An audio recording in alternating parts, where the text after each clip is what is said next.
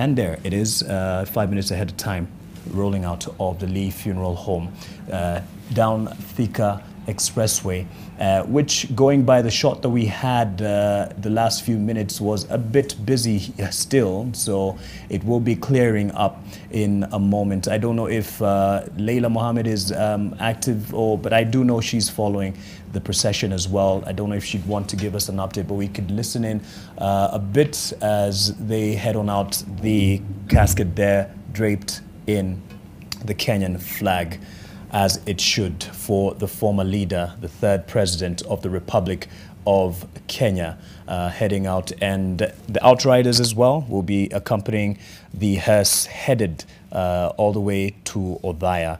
And yes, as you could expect, the pace wasn't quite fast, but they will definitely be clearing the way. So be advised if you intend to use the Thika Expressway any moment now. It's probably advised to stay clear of that area for this purpose, because the military will be clearing and the police will be clearing the road. We had a shot there of the Thika Expressway.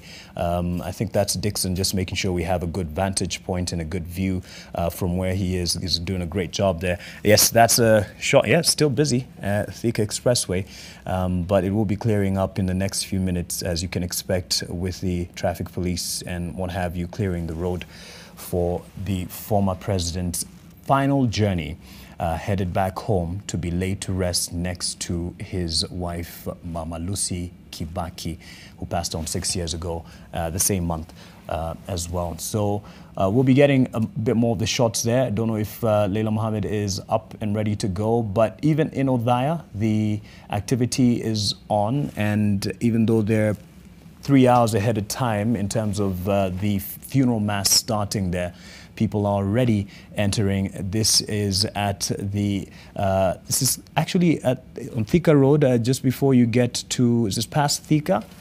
Yeah, this is past Thika as you're headed to Keno, which we have a live shot there, and we'll be seeing that as it passes in probably less than an hour. They'll be past this point as the road will be cleared. It looks less busier than this right now, what we're looking at, the Thika Expressway, but that should clear in a moment. And I don't know if we have a live shot from the Lee Funeral Home to see if it has gone down Valley Road and now headed towards the Thika. Yeah, you can see the men and women in uniform, the traffic police, who are now increasing in number along the Thika Expressway to clear the traffic, and you can see some of them already being blocked there to make way.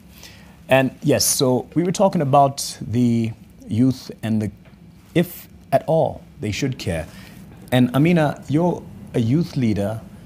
There's at least your peers and age group criticize for apathy, like nonchalance, they don't really care, not going to vote. Is it necessarily true of you and your peers that they are not involved or don't want to be involved? Not really. Right. I would say the narrative of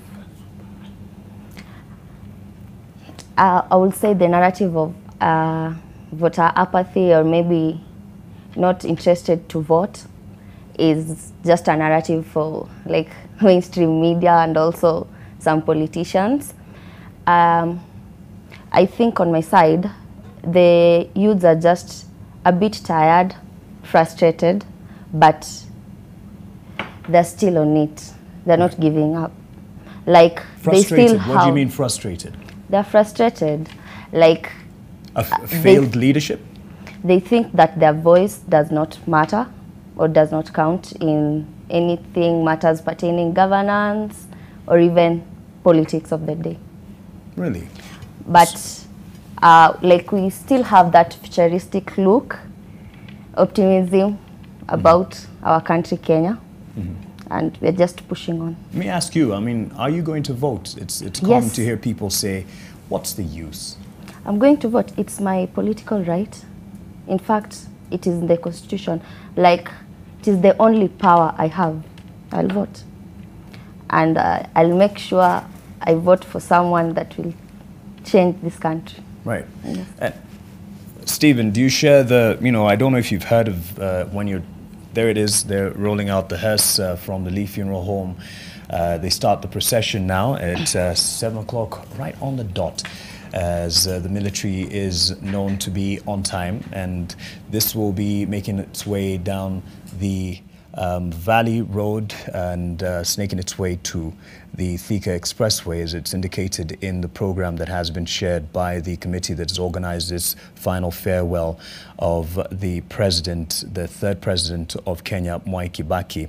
And it might be a bit slow at pace right now, they're just rolling out, but it will definitely pick up pace as they get onto Thika Expressway and down Kennel and making its way to Othaya in Nyeri County, which will be the final resting place of President Mwai Kibaki. And yes, our team will be following that. And as we continue with this conversation, Steve, the criticism has been these people don't even know who their leaders are. That is, these people being the youth. Is that apt? I think it's a fallacy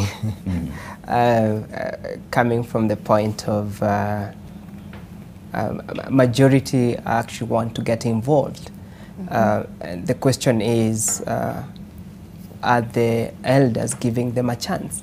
And let's just have a closer look at some of the recent happenings, nominations. Yes. Right. We've seen quite a number of young people who didn't sail through when consensus was put as an elimination method. Mm-hmm. And you'd wonder, what is this common denominator across all these young people who couldn't progress to the next stage, or who couldn't be on the ballot? And surprisingly, of course, the willingness of them has pushed them to go as independent candidates. Right. Mm-hmm. And that in itself tells you that young people are actually interested in leading.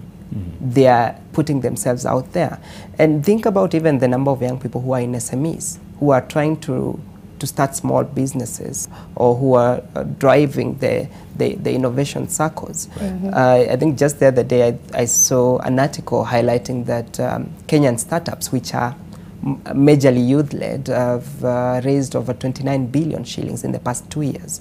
So that already speaks to a segment of the population that is willing to take leadership in their own hands. Mm-hmm. But to some extent, there's a bit of resistance, and this might be coming from the point of maybe lack of trust from our elders. They might not be trusting young people as much. Maybe they'd say you haven't earned it. Sorry? They'd say that you haven't earned it, the right to take up the...